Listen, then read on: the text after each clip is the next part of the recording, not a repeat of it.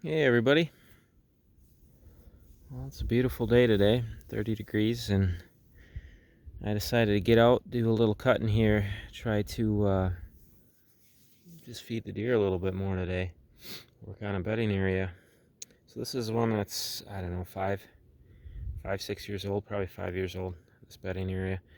Um, I, uh, I had the loggers come into this area last year and remove a few mature trees. There wasn't much for trees of timber value in here, but there were some straight basswoods. There's a few red oaks I wanted out because there's a decent crop of more like those 8 to 12 inch red oaks coming for the future. So I wanted the big mature ones that looked like they were kind of going downhill. I wanted those out. There was some aspen too that I had them take out, but they didn't do a ton of cutting. They kind of worked their way down through there, but it kind of complemented what I've done up through here with this hinge cut. And just wanted to show, like, I mean, they really, if you go based on topography, I mean, 9 times out of 10 you're going to see some usage.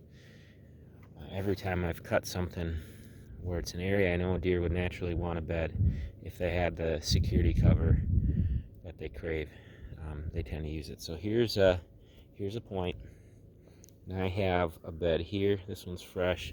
There's a bunch of beds. I mean, it just snowed 2 days ago, so some have filled in, but bed, bed, bed, bed, bed.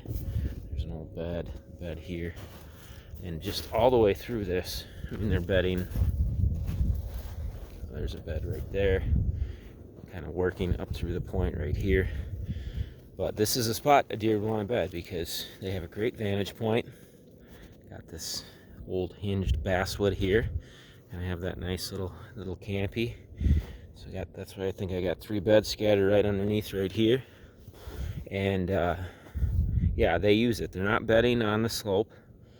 If it were to flatten out a little bit, they'd bed up there. But they're using this point because it gives them a great vantage point. I've given them, some of that side cover that they like. They can sit here and they can see out all the way to the southeast. In the winter, there's the northwest wind coming this way, and in the fall, they're in the rut, so they can smell anything that be coming from over the hill.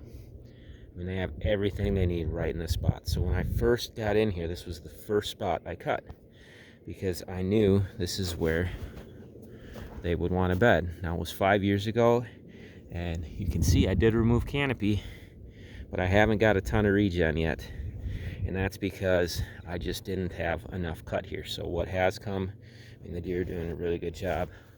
You can see just browsing, there's deer hair actually on that twig, but anything that's come back, all these young shoots are sawed off because this was the kind of the only show in town 5 years ago for regen, and I add every single year to this.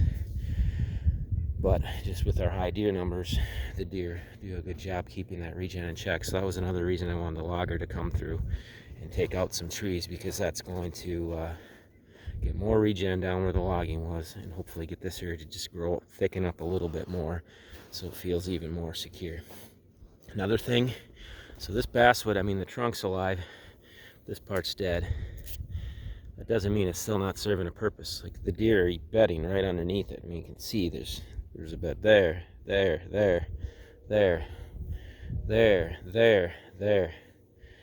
So they're using the canopy even when it dies. So if your hinge tree dies, it's not a big deal. There's still going to be a benefit for a while. And then, if it dies, you're still getting the benefit of the sunlight coming through. Absolutely not every hinge tree stays alive. I'd say half do. But who cares if they die, because you still get the sunlight. So don't worry if you have some hinge trees die. You're still getting a benefit. Even the dead ones are providing something right now. Yeah, and from a TSI standpoint, you can see, like, the trees that are left, they aren't pretty trees, but most of the ones that are left they're red oaks, and there's some old gnarly maples in here. I'll probably drop the maples eventually.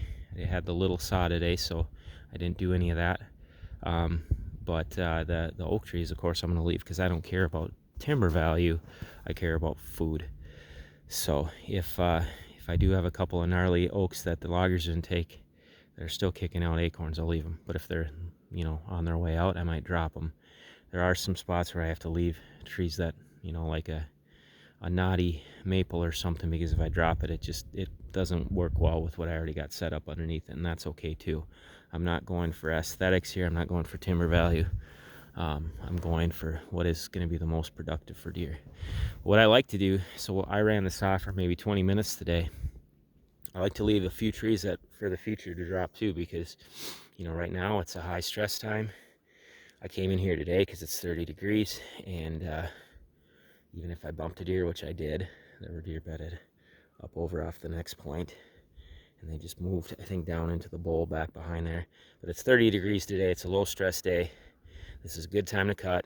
I want to get the deer food, so even though they expended a little energy with me bumping them, I'd rather get them the food to help them in the future than, you know, worry about just bumping them this one time. I wouldn't come in here if it was 30 degrees below zero, but it was just a good day to get in and just cut a few trees. But I leave some trees for the future too, because as this regen's coming, that's going to be food. But, you know, I like to leave some bigger trees just to see how that regen comes. They might work well with a bedding strategy, so I can drop them in the future food, so I don't just overwhelm them with food this winter. And, you know, next winter, if they're keeping this stuff mowed down, they won't have a lot to eat. I can drop more trees next winter, but you don't have to rush and do this all at once. So keep that in mind too. But anyway, just some thoughts on bedding, deer feeding, TSI. Got to release a few nice oaks today, so that was good. Get rid of your ironwoods. They just don't have much value. There was some study that said they had a little bit of value for grouse, but I tell you what, you cut them and make brush piles and let the regen come, and I've been seeing way more rough grouse. I've never seen a rough grouse come out of a thick area of ironwood.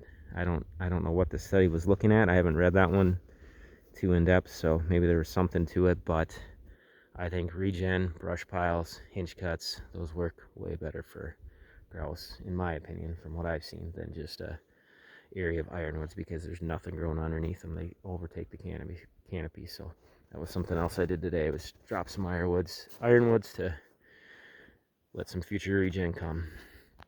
All right, well, that's enough, I think. You all take care. God bless.